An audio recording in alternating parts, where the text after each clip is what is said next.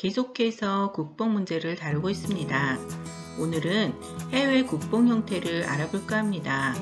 보통 국뽕의 전형적인 방식이라 하면 그 주체는 한국인이고 지역은 국내가 됩니다.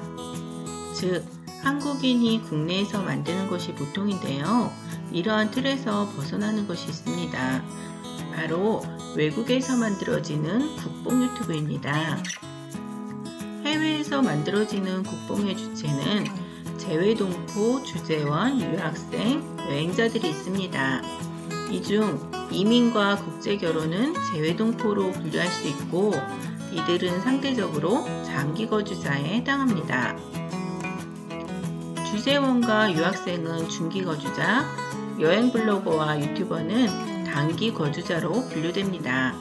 이렇게 재외동포, 유학생, 여행자로 구분하는 것은 만들어지는 내용이 조금 다르기 때문입니다.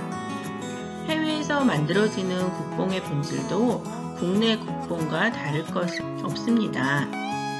다만 특징이 있다면 무대가 해외라는 것과 해외 속의 한국, 즉 한류에 관련된 것이 많습니다. 한류라는 것은 그 자체로는 좋은 것이죠. 한류는 우리나라의 소프트 파워라 할 수 있는데 세계적으로 확산되어 우리나라의 이미지가 제고되는 것은 당연히 좋은 현상입니다. 하지만 이러한 한류의 파워를 이용하여 국뽕 소재로 사용하는 경우가 늘어가는 것은 한류가 남용되는 경우라 할 수 있겠죠. 이러한 한류의 확산은 증가세에 있고 외국인을 만나는 접점에 있는 해외 거주자, 즉 재외동포, 주재원, 유학생, 여행자들은 해외에서는 한류의 전파자가 될 수 있습니다. 그런데 한류의 올바른 전달자가 아니고 사사로운 이익을 위해 잘못 사용한다면 역시 지역만 달라진 해외 국뽕에 지나지 않습니다. 해외 국뽕들은 주체별로 차이가 있어요. 장기 거주자인 이민자, 국제 커플들의 경우 내용은 대부분 생활 속에서 느끼는 거주국가의 불편함이나 한국이 더 좋은 점, 그리고 현지에서 비춰지는 한국에 대한 모습입니다. 중기 거주자는 직업상 체류하는 주재원과 유학생입니다. 정주 여건이나 생활에서 체험한 것과 일상, 여행 등 다양한 소재를 다루고 있습니다. 단기 거주자는 여행 블로거나 유튜버들입니다. 이들은 일회성으로 체류하기 때문에 여행하면서 접하게 되는 그 나라의 수준, 불편함, 한국과의 차이, 현지인의 한국에 대한 인식을 소재로 한국이 어느 정도 위상인지를 알려주는 내용입니다. 이처럼 신분과 기간을 기준으로 나눈 세 개의 그룹, 재외동포, 유학생, 여행자의 국뽕들은 속성은 모두 동일합니다. 즉, 한국을 지나치게 띄워줘서 취하게 하고 한국을 해외에 알리는 것처럼 보이지만 구독자가 대부분 한국인이기 때문에 실상은 외국에 한국을 알리는 의미는 거의 없다는 것입니다. 게다가 한국 내 국뽕 채널이 외국 정보를 다룰 때 언론 기사나 사이트 자료를 가져오는 데 비하면 해외 거주 국뽕들은 직접 해외 현장의 소스를 전달한다는 점에서 더 강한 믿음을 줄 수 있습니다. 해외 국뽕도 수익 때문에 하는 경우가 많고 유튜브에서 순수성을 따지는 건 무의미하다고 말씀드렸죠. 우리에게 어떤 유익을 주는지가 중요합니다. 이처럼 내용이 얼마나 유익한지 알려고 하면 객관적이고 균형 잡힌 정보인지 아니면 취하게 만들어서 조회수나 올리는 것인지 봐야겠죠. 장기, 단기 거주자별로 구별되는 특징이 있습니다. 대체적으로 살펴보면 모두 국뽕 요소가 있더라도 해외 장기 거주자의 국뽕이 그나마 좀 낫고 단기 거주자의 국뽕이 훨씬 질이 좋지 않습니다. 장기 거주자에 해당하는 재외동포들은 그 나라에 가족이나 지인들이 있기 때문에 말도 안 되는 소리로 그 나라를 깎아내린다거나 한국만 지켜주는 것은 부담이 되겠죠. 그리고 오래 거주했기 때문에 종합적으로 여러 측면을 관찰하는 안목이 생긴 상황입니다. 그래서 이러한 해외 장기 거주자의 유튜브는 거슬리는 국뽕의 요소만 조금 걷어낸다면 그래도 그 나라의 정보를 얻을 수도 있고 우리나라와 비교해서 생각해 볼 부분도 있습니다. 해외 국뽕 중에서는 유학생 등의 중기 거주자와 여행 블로거, 유튜버 등의 단기 거주자로 갈수록 국뽕의 요소도 강해지고 정도도 심해집니다. 특히 여행자의 국뽕 채널이 심합니다. 이들은 짧은 기간 그 나라에 체류하기 때문에 생활 속에서 보고 이해하는 깊이에 한계가 있고 단면만 보고 전체를 판단하는 오류를 범하기가 쉬워요. 물론 백문이불여일견이라고 현장에 안 간 사람보다는 가본 사람이 낫겠지만 그 나라를 알려면 최소 몇 년은 살아봐야 되잖아요. 살아본 분들은 3년도 짧고 10년도 부족하다 하죠.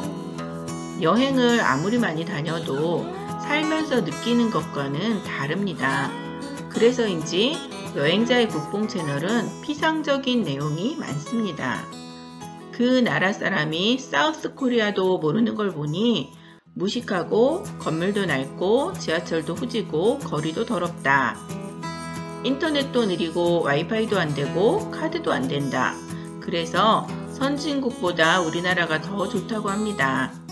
개도국이나 저개발국가에 가보니까 음식이 맛없고 불결하고 위생이 엉망이다. 편의시설도 없고 사람들도 불친절하다.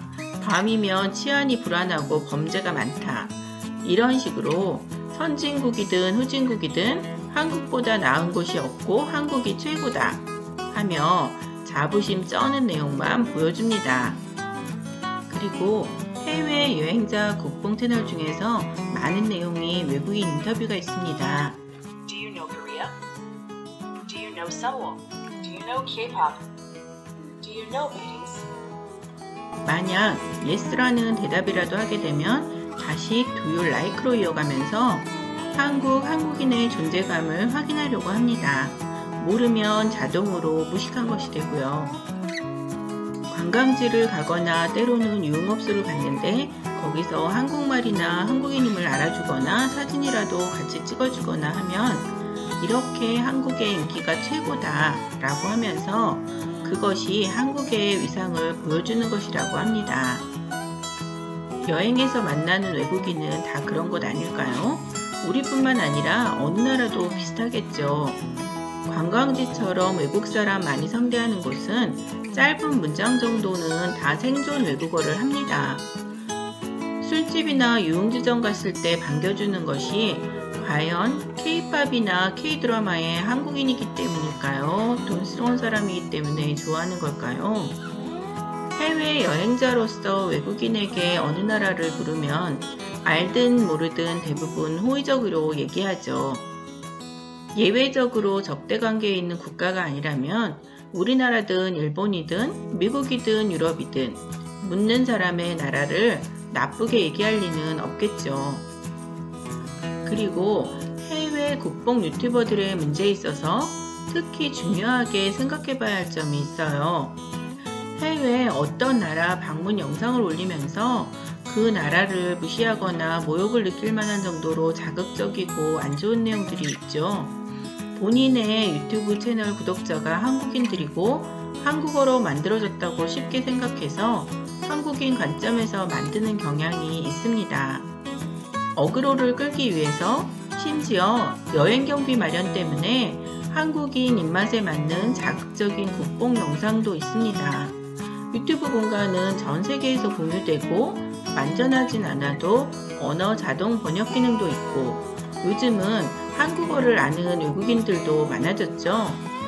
우리나라 사람들이 이용하는 포털이나 SNS 등에 익숙해서 별 생각 없이 그럴 수도 있겠지만 유튜브는 한국어로 한국인에게 얘기하더라도 외국인도 같이 보고 있다는 것을 꼭 인식해야 합니다. 자기 나라 관련 내용은 주목해서 보기 때문에 한국인과 비교해서 다른 나라를 무시하거나 어두운 면을 부각하는 것은 주의를 기울여야 합니다. 물론 K-팝, K-드라마, K-푸드, K-뷰티 등 여러 분야로 한류가 확산되는 것은 좋은 일이지만 한류라는 것에 편승한 해외 국뽕 유튜버는 나라 사랑이나 한류와 전혀 관계없는 분들이죠. 오히려 맑은 빛깔의 K 물결을 흐리는 겁니다. 해외 국뽕은 외국이라는 현장에서 만들어져서 더 리얼하고 강력한 믿음을 주기 쉽지만 그건 역시 외국에 전파되는 효과는 없고 한국인을 겨냥해서 한국에서 소비되기 때문에 지역만 달라진 해외 국뽕이라는 것입니다.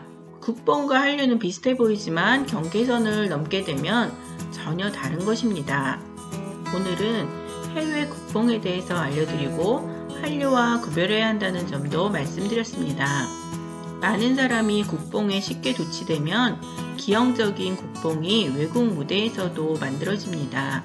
진정으로 나라를 사랑하는 분이라면 한류 파리보다는 한류 전파자가 되셔야 합니다.